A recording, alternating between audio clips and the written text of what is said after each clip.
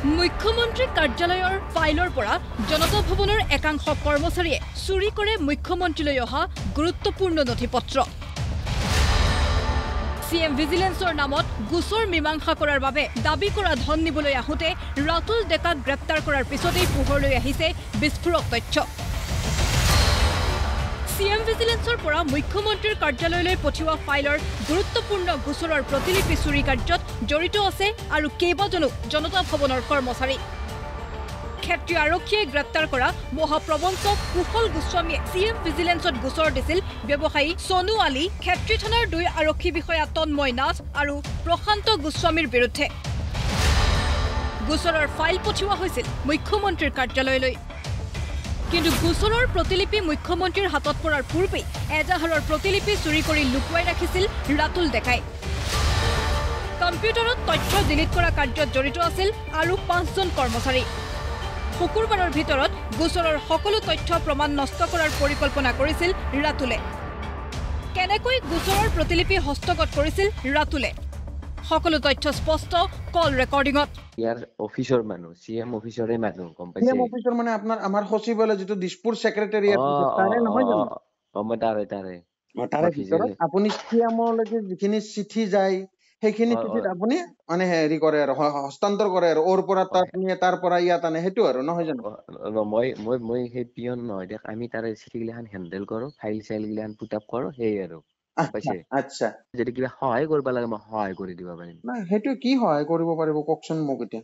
মই শুনক এক নম্বৰ কথা এগলা ফোনত এগলা কি জানে মই এটা কথা কওঁ মই 5জন মোৰ কালি একদম কি জানে আমাৰ প্ৰত্যেক শুকুৰবাৰে মোৰ মৰ্নিং ডিউটি পৰে CM অফিচত। হয় সপ্তাহত একদিন শুকুৰবাৰে হয়তো এখানি বস্তু সম্পূৰ্ণ নাই নৈ কৰি চাফা কৰি পেলাব লাগিব। হয় গম পাইছে CMৰ হাত নালগাওতে হয় চাফা কৰি নাই নৈ কৰি দিব লাগিব। ইয়াত তোমাৰ কুশল গোস্বামী নামৰ কোন মানুহ কি দিছিল ইয়াত একো ডিটেইলছে নাথাকে, পাত্তাই নাপায় কুশল গোস্বামী গম পাইছে। এখানি কলো আপোনাক ভাঙি পাতি মই সেইখিনি আপুনি গোটেই নাইকিয়া কৰি দিব আৰু মানে আমাৰ যিটো এগেইনষ্টত FIR আছে কম্পিউটাৰত সেইখিনি গোটেই নোহোৱা কৰি দিব আৰু আপুনি। কম্পিউটাৰ শুনক এটা কওঁ মই কম্পিউটাৰ অপাৰেটৰ এটা মোৰ বেলেগৰ আইডিৰ পৰাই আইডি চুৰ কৰি আনি পেলাই এইগিলাখান বস্তু ডিলিট কৰি নাই নৈ কৰি দিব লাগিব। পিটিশন এখন এন্ট্ৰি হোৱা বস্তু ৰিচিভ হোৱা বস্তু এখন আনি পেলাই আপোনালোকৰ হাতত গটাব লাগিব গম পাইছে। মোৰ ভাইয়াকক বা 7-2জন আমাৰ ডিমুত কাম কৰি গৈছিল মইতো তেখেতসকলক সহায় কৰিব পাৰো বাছ। বা ফিউচাৰত কিবা আৰু এনেকুৱা পিটিশন আহিলে নাই নৈ কৰি থৈ দিব পাৰো আৰু এখানি তেখেতসকলক সহায় কৰিব। ধন দাবীৰ পৰিকল্পনা কেনেকৈ কৰিছিল ৰাতুল ডেকাই? গোচৰৰ প্ৰতিলিপিৰ পৰা সংগ্ৰহ কৰা নম্বৰেৰে প্ৰথমে যোগাযোগ কৰিছিল প্ৰতিলিপিত উল্লেখিত ক্ষেত্ৰী থানাৰ আৰক্ষী বিষয়া তন্ময় নাথক। গোচৰৰ প্ৰতিলিপি হস্তগত কৰি তথ্য নষ্ট কৰি দিম বুলি প্ৰতিশ্ৰুতি দিছিল আৰক্ষী বিষয়া তন্ময় নাথক ৰাতুলে। দাবী কৰা ধন 2 লাখ হোৱাৰ বাবে পিছ হুহুকিল আৰক্ষী বিষয়া তন্ময় নাথ আৰু লগে লগেই ৰাতুল ডেকাই ফোন কৰিছিল ব্যৱসায়ী সোনু আলীক। দাবী কৰা ধন হাতে হাতে ল'ম বুলিও কৈছিল ৰাতুল ডেকাই। ফাইল চুৰি কৰি এজাহাৰৰ প্ৰতিলিপি চুৰি কৰি গোচৰৰ তথ্য প্ৰমাণ নষ্ট কৰাৰ নামত পোৱা দাবী কৰা ধন ৰাতুল সহ 6জনে ভগাই লোৱাৰ কথাও কৈছিল ৰাতুলে। এই বিস্ফোৰক তথ্য পোহৰলৈ আহিছে ৰাতুলৰ ফোন কল ৰেকৰ্ডিঙত।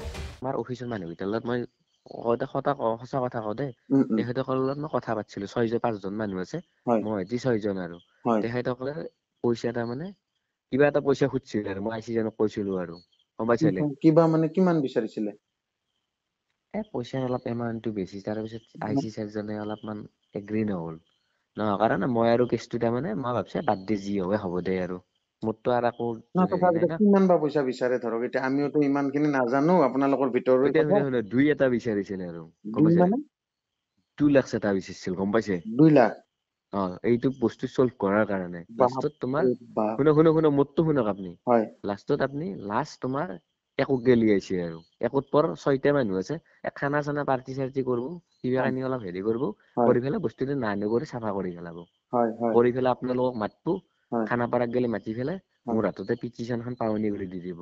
আচ্ছা আছে হানি আৰু এতিয়া মানে লাষ্টত গৈ আপোনাৰ 2 লাখ বিচাৰিছিলে কিন্তু কমাই মিলি 1 লাখ হ'ব নেকি?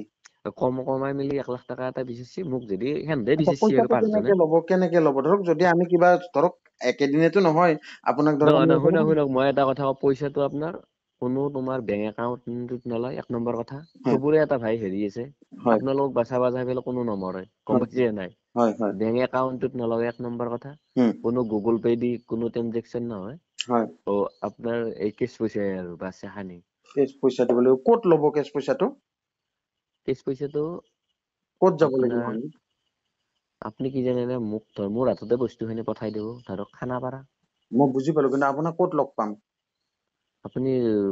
আপুনি যদি শুনক যদি কালি কামখিনি কৰে মই ৰাতিপুৱাই সলভ কৰি দিম শুনক হ'ব বাৰু কিবা এটা আপুনি আশা দিছে ধৰক কিবা এটা আমিও আগবাঢ়িম আৰু মুঠতে জনতা ভৱনৰ চতুৰ্থ বৰ্গৰ কৰ্মচাৰী ৰাতুল ডেকাৰ কাণ্ডই পোহৰলৈ আনিছে যে জনতা ভৱনত মুখ্যমন্ত্ৰীৰ কাৰ্যালয়ৰ গুৰুত্বপূৰ্ণ ফাইলত চকু দিয়ে একাংশ কৰ্মচাৰীয়ে যি তথ্য গম নাপায় মুখ্যমন্ত্ৰীগৰাকীয়ে কাৰণ মুখ্যমন্ত্ৰীগৰাকীৰ হাতত যিকোনো ফাইল পোৱাৰ পূৰ্বেই হস্তগত কৰে বহু গুৰুত্বপূৰ্ণ নথি ৰাতুলৰ দৰে ধুৰন্ধৰ একাংশ কৰ্মচাৰীয়ে গতিকে কথাবোৰ কিমান ভয়ানক ভাবি চাওক সকলোৱে কিন্তু ৰাতুলক ধন দাবীৰ লগতে এই কাৰ্যত কোনে কোনে সহায় কৰিছিল আৰক্ষীৰ জেৰাত মুখ খোলা নাই ৰাতুল ডেকাই ভিডিঅ' জাৰ্নেলিষ্ট বিপুল মজুমদাৰৰ সৈতে মিতালী কোঁৱৰৰ ৰিপৰ্ট প্ৰতিদিন টাইম